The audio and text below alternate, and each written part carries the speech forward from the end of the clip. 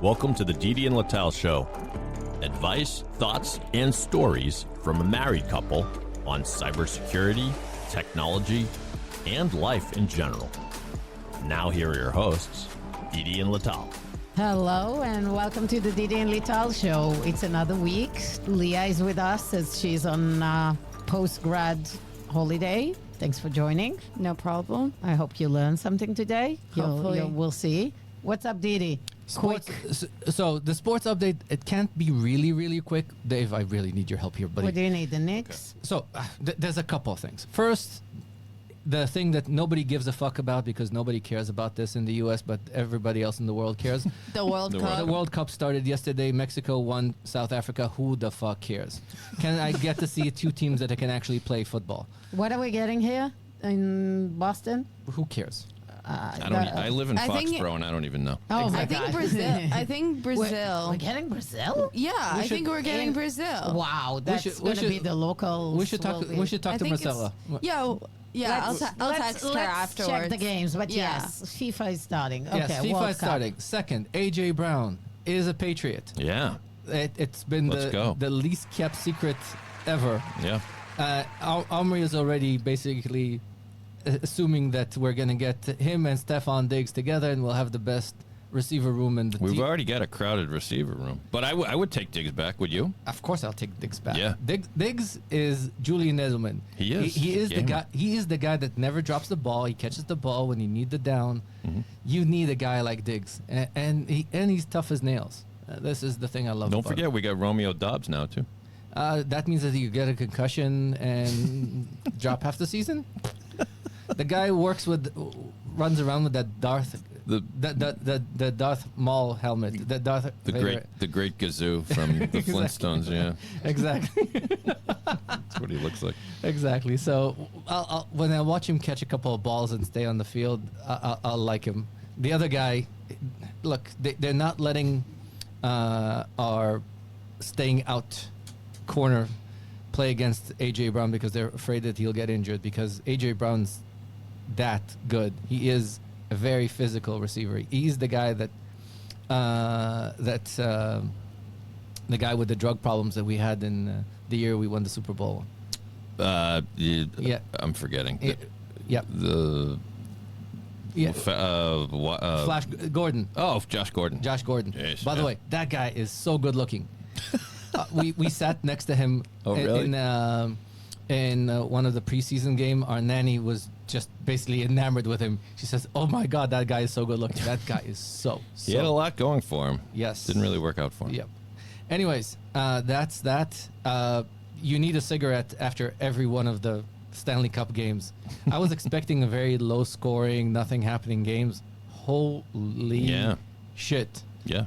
Great for the sport. It's amazing for the sport. Dylan Larkin is asking for a trade to go to one of those two teams, which is going to be really, really interesting. So that Who's flank?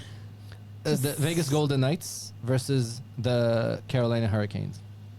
That's your sports wrap up. You didn't even mention the Knicks. That ridiculous.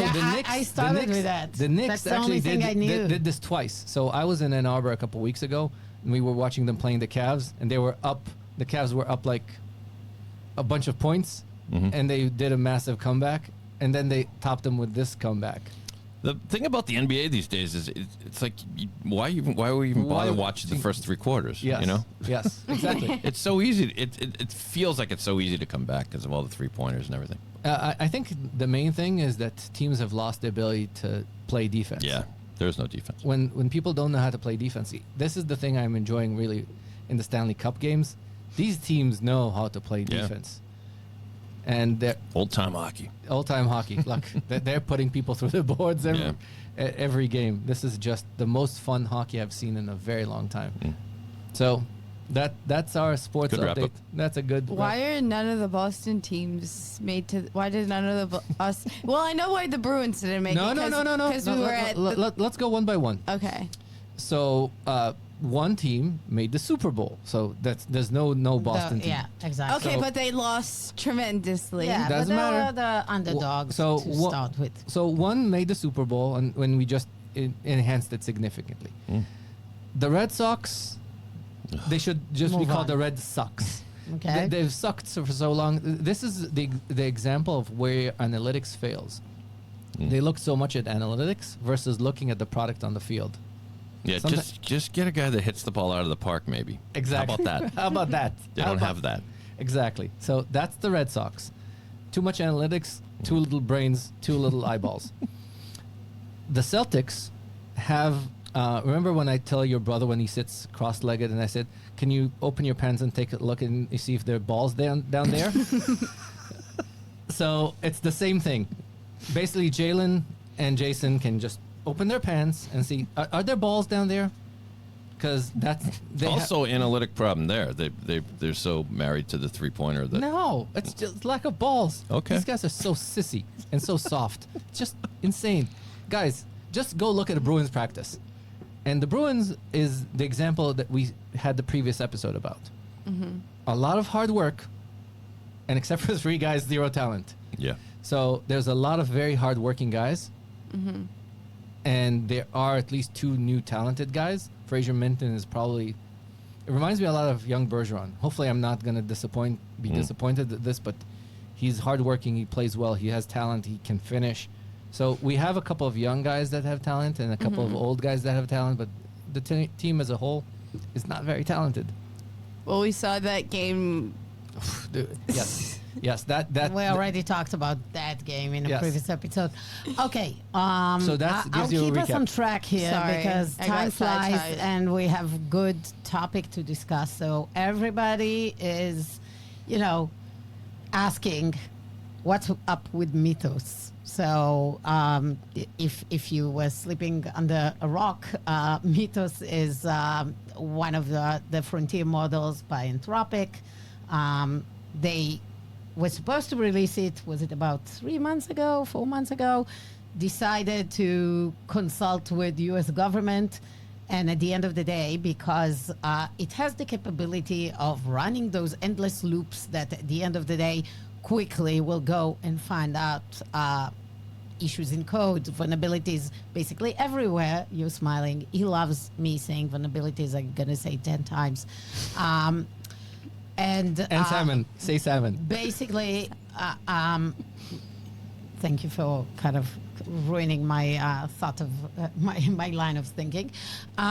So basically, the worry was if that's released to out to everyone in a few days, massive banks will be breaking down into massive things, disasters will happen. So Anthropic, in a great PR move, decided to hold it. I don't know if it was a real threat. If it was not, we'll talk about it in a second. But they released it officially to 10 organizations. You were part of it, right? Yes. How was it called? Glasswing or something like that? I can't talk about our part of the world, but yes. But yes, there it was a called Glasswing. project Yeah. called Glasswing in which the biggest software players got access. Infrastructure companies. Infrastructure, the Microsoft, the Googles, the whatever, got access to it. You don't need to talk about that, but your organization was part of it, Yes. just saying. But basically this week, they released a version of Mythos, which supposed to have some kind of ground rules which will not enable it to do cyber. And I think everybody is still freaking out. So give us your When take. it means cyber, like it can't hack into it. Potentially, it cannot Okay. hack, it cannot do some bio warfare and some other stuff. They claim to have some restraints around So it. I'll tell you how much restraint they have. Okay. So I used it as a for meetings when I meet people outside the company that I don't know. It tells me what they posted recently on LinkedIn. It tells me what their opinions are. I'm doing it all the time It's- with it- previous No. models. This model. Look, I've used this continuously because I saw what you're doing. Oh my! This is like the difference between Opus 4.7 Yeah. and Fable is like the difference in coding that existed. So explain what is the difference? The difference is the opinions that are given are legit. These are things that once I actually read what was written, I say, "Oh shit, this is stuff that I would have." It does the work that it does the pre-work that I would have done for meetings at a level that's very scary of the level of details and how much basically it goes. It basically, if I look at a competitor's website, it hacks through everything. It looks at every little detail. So instead of you, like I work a lot, I do those things. So I think we had a little episode We did, about but it. it's so like even with Sonnet, but maybe I need to prompt it a lot. I can go and figure out a lot of things. There's no prompting. Are you saying there is no prompting? It will go and do all those loops of stuff that I will do by prompting it. Go look at the code. Go look at those pages. Go check Yes. the LinkedIn. Check. I can just say, and it will automatically go to both LinkedIn website, review sites, all kinds of stuff. Just in our world, like Yes. it will automatically do all the different tasks instead of me prompting it to do tasks. Exactly. It's So it's learned all the stuff that you we used to do using Sonnet and Opus. It basically and now- took all your prompts and basically made it for an idiot like me that doesn't know all the stuff. I got an email. and vice versa. I can do now your work because it learned all your work. Yes, it basically gave me like a. Does it save, like if you, because it's part of Claude, right? Yeah, you have memory. So Okay, the so it beauty saves- thing about it, you can tell it to save something you did. You can save it as a skill, meaning that you can always repeat it. So that's the difference between how you remember, ChatGPT, you would come to it, and then every time it woke up in the morning, it didn't remember. It's more like ChatGPT was more like a Chrome browser. Yeah, whenever you close it, it's done. Yeah. Now with all those models, you basically can keep it in memory and keep on going from a project you were working on, and it learns over time and improves over time. That's the beauty of I'll tell you Claude and the way it works. I'll tell you that it is very token hungry. I don't know how if I would have used it if I'm you, but I wouldn't. That's why I still, for most tasks, Sonnet is awesome. I don't even need to go to Opus. I mean, sometimes it becomes too slow, but that's fine. Look, what I do is I drop a couple of these things prior to a meeting. How and token savvy? Like, talk about it. It's very token heavy. So, like, why would the person use it for things like that? Prepare for a meeting. Because I work for a company that I don't actually. These things. But there's going to be a moment that your company will say, it doesn't make sense for DIdi to prep for a meeting with like the highest model on earth that can break into the Pentagon. Maybe, but with all the respect to your meetings, look, do we really need to throw? They haven't said anything yet, so. Look, I can tell you that you're basically running like a little nuclear reactor for your meetings. It could be, but I do get very well prepared for meetings, and I'm a VP, and my salary is expensive, so I'm assuming you're basically spending your salary, the equivalent of salary for prep. Yeah. I'm very strong about the no agenda, no attenda, and come prepared to meetings. So it's really helpful. It changes. Awesome. But let's go back to the cyber kind let's of go back to thing. Let's go. Awesome. Let's go back to the cyber part. I don't think that's why people tune in if you look to learn back about Mythos into the cyber part and Fable. The cyber part, and the reason that this was released for infrastructure companies is that it's very good at uncovering the, let's call it the brute force analysis that it still lacks real architectural detection, but it's very good at brute forcing everything. So if you have 60,000 fields of entry, it will test SQL injection in every single one of them. And if you have memory leak possibilities, it will test every possible variant of this. But it's good.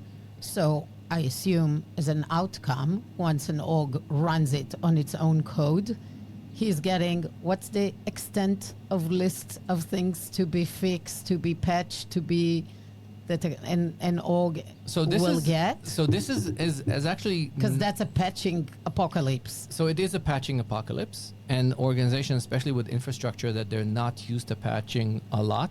So when this started becoming public, a lot of CISO friends of mine reached out to me. I think you heard me talking to at least 3 of them that we know, like Dima that was on the show, and they were asking, what should we do? And this is part of the reason I wanted to do this episode, because my recommendation is to start thinking of a strategy and an architecture of your deployments that you need to be able to continuously, cheaply, effectively patch on a regular basis. I'll give you an example. So before that, are you recommending for every CISO here to make sure all the build is run through Mythos? No, my ask for every CISO is to have a plan Before even running it? before even touching anything Mythos related. Let's talk about a normal CISO of a hospital. Yep. They'll have our gear, they'll have Arista gear, they'll have Juniper gear. Salt Typhoon, most attacks right now attack the infrastructure. Why attack the hard part when people... Nothing is patched on the infrastructure. When CDO started, there were versions of our firewalls that were 15 years old. Sure. We talked about the servers and Yes. everything that runs the MRI machine and Exactly. things like So that. the things that are there, and those things need to be patched, because this is where your problems are. Forget your billing systems. Forget your HR systems. Those things don't matter. Go to Workday, and Workday will patch your shit for you. ServiceNow will patch your shit for you. The things that matters is the infrastructure. You need to make sure that your infrastructure is built in a way, because right now every part of your infrastructure is a single point of failure. So it means that people patch once a year over a weekend or a couple weekends. They do an endeavor and they take everything down and they patch everything and they hope for the best and they turn it on. That's not how you can architect the systems now. You need to architect the systems with redundancy. That means that you upgrade continuously. So it's a complete reorganizing also from an organizational standpoint, how Correct. you run the infra in. Yes. Like this is becoming IT nightmare. Yes, because there's no Because more... like nobody is doing this. Nobody can continue working in a way that what they do is manual upgrades. Because right now what people do is they outsource to India and they have a legion of HCL people that what they do is they log in and upgrade one by one. Okay, but that can be done by AI. But you need to architect it in a way. AI is not capable right now of upgrading these systems because they fail. Because for example, a lot of the systems that are built in a way that you need to upgrade. So if I'm talking about my product, like ICE 3.2, you need to upgrade to, you can't go from 3.2 to 4.0. Yeah, you need to go through all the years of, and if nobody patched it for like 10 versions, now you will need to go one by one. But that can be done by AI as well, going it one by one. No, because there's failures that need human interaction that understands how you have deployed it in each one of these things. And when you go talk to the AI... That's the most non-scalable thing on earth. Exactly. And what happens is that when you talk to the AI companies and say, hey, can you do this? They panic because they prefer to build pretty UIs and build automated automatons that click on things than to build things of substance. Like one of the conversations a lot of companies have had with the AI companies is when things are an agreement between Trump and Biden, you know that it's basically like the sun is up, the sun is down reality, not bullshit things. All 3 administrations, it started with Trump, continued with Biden, continued with Trump. They wanted to move people to safe languages. Right. That move to safe languages, nobody wants to touch this. None of the AI companies wanted to touch this. This is a real business. It's worth billions, trillions. Nobody wants to touch this because of how complicated it is. Nobody wants to deal with the database migrations. I had one data structure because when I built this with Oracle 10 something, the data structure was like this, and then when I needed to move to a new version of Oracle, the data structure changed to this.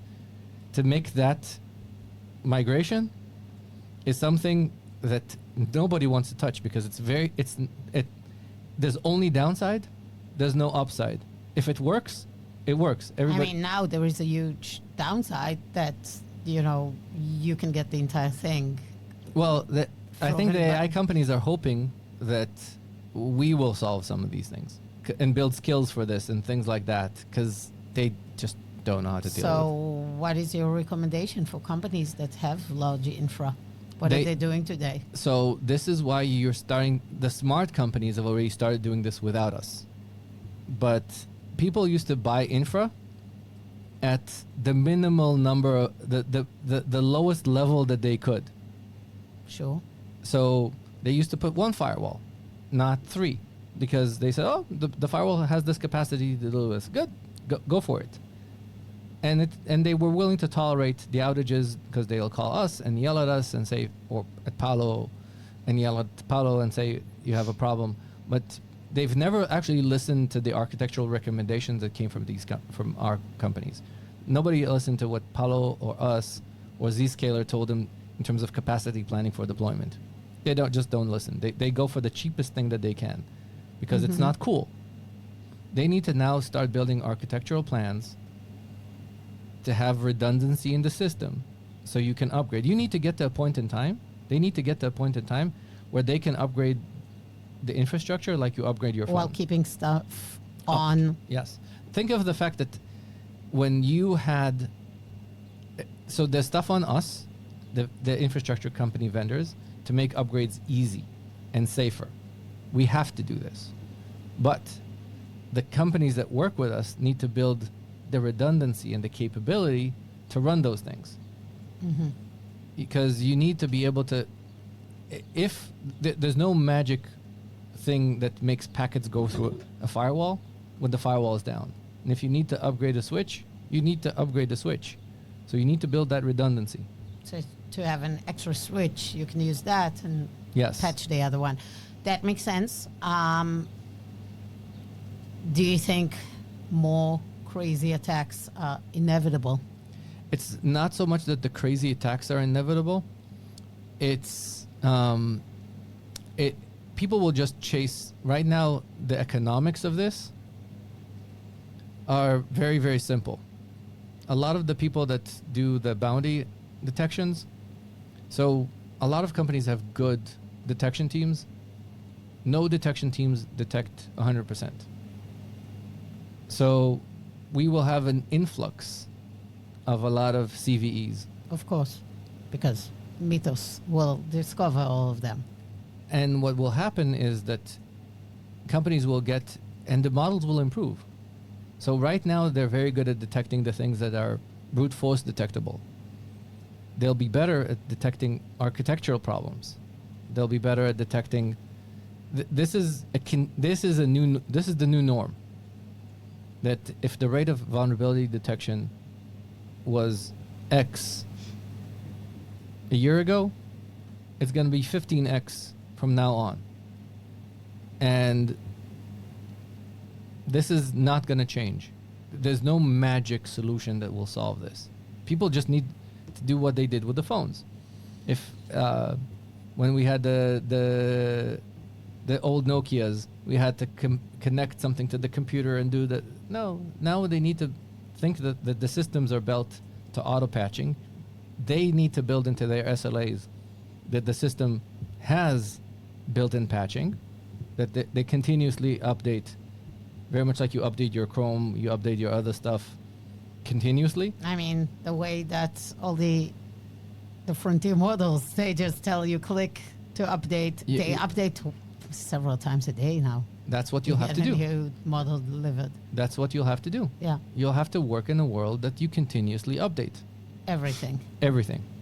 So now it needs to be built to everything that wasn't It needs to be easily architected. patched. It needs, so people need to deliver. There will be an ask from vendors to deliver a solution that's updatable, that's architecturally ready to be updatable. but people will need to start deploying things in a way that's continuously updatable. Like if you have right now running 2 ICE clusters, but you need both of them continuously up, you'll need to build a 2n+1 to have the ability to continuously reroute as you continuously update. Sounds like great opportunity for new companies and Yes. new approaches. I mean, maybe there'll be startups that will help, the largest companies do plug and play, I think- ability to deliver updates and those kind of things. I think a great it's more motion. for services companies. Yeah, true. Services companies You need- basically will, because us, the vendors, as much as we want to do these things, You cannot reach 100% of your customers and do that. Like you release patches and maybe you release a new capabilities that needs to be now deployed. yes, Um, it means that people like my friend Nasif it need, fits, it's interesting. I read the blog by, think, Andreessen Horowitz that said it wasn't around this, but this is part of it, that the age of AI actually increases the number of those consultants, those deployment companies, Yep. all those. It's a new era because there is so much to. It's not that people. There is just frontier models companies, and then the consumers of it. That there needs to be kind of a mechanism to go deploy it in a good, smart way. So Yep. that's an opportunity. I'm sure the Deloitte of the world and Booz Allen and stuff are thinking about that and taking that. But it's not going to go away. If No, it's not. anything, that's the new direction Yeah. that they will take. Yep. We should talk about this in a different episode about the fact that historically, an introduction of a new technology has never reduced jobs. It only increased jobs. It might have 100%. It's not going to happen in that it term might have as well. eliminated jobs, like the chimney sweeper is gone, but the plumbers arrived because something AC technician. exactly. Yeah. So For sure. Excellent. I think so. People should be worried. Should be. people should plan. People should not ignore. Always. So people should plan. People should not ignore. People should talk to their suppliers, and people should start thinking. If I'm a CISO, I need to talk to my executive leadership and say, we need to start planning towards re-architecting. And also, one of the things that I recommend is, while the Euros, the dumb Euros are doing their sovereignty stupidity shit, they need to start thinking, no, we're going to go on AWS all in, because AWS patches their shit for them. If you don't need to be on-prem and you've stayed on-prem just because, it's time to consider the cloud models, because when you go cloud, somebody else is else's doing problem. it turns things into other people's problem. It's somebody else's people who actually server. know what they're doing. So True. this is something to consider as well. Still, as much as you think on-prem is dead, it's never dead, No. right? It's not going to go away. But So- people need to start thinking again of, is this the time to consider cloud, even though we declined cloud in the past? True. Cool. All right. So with that, if you are in the world thinking about how to deal with this brave new world of Mythos, ping me. DIdi, And some re-architect. thoughts. And re-architect. Re-architect. The DIdi and Lital Show is a weekly podcast. Please rate and review us. We love 5 stars, so that's helpful. More people will get to hear our smart and not so smart. Opinions. Yes. With that, we'll see you next week. Thank you. Bye, Bye. Leah. Bye, Bye. DIdi. Bye. Bye.